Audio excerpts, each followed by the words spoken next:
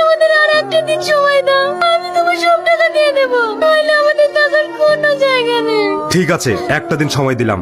এর মধ্যে যদি আমি টাকা না পাই তাহলে কি হবে তোমরা ভালো করে বুঝতে পারছো। বাবুকে একবার ফোন করো, করে সব কিছু বলো। ও ফোন ধরছে না, ফোন কেটে দিচ্ছে। তাহলে হয়তো বাবু ব্যস্ত আছে, সেই জন্য ফোন কেটে দিচ্ছে। তুমি এখনই বাবুর কাছে যাও, কি সব বলো, দেখবো বাবু ঠিক টাকার ব্যবস্থা করে দেবে। এর আগে ওকে বলতে গিয়েছি, কিন্তু ও আমাকে অপমান করে বের করে দিয়েছে। তুমি আরেকবার গিয়ে বলো, দেখবো ও টাকার ব্যবস্থা করে দেবে। ঠিক আছে, যাচ্ছি। এই বুড়ো, কোথায় যাচ্ছ? এটা আমার ছেলের বাড়ি, ওর সাথে আমার একটু দরকার আছে। মিথ্যে কথা বলার আর জায়গা পাও না, যাও এখান থেকে।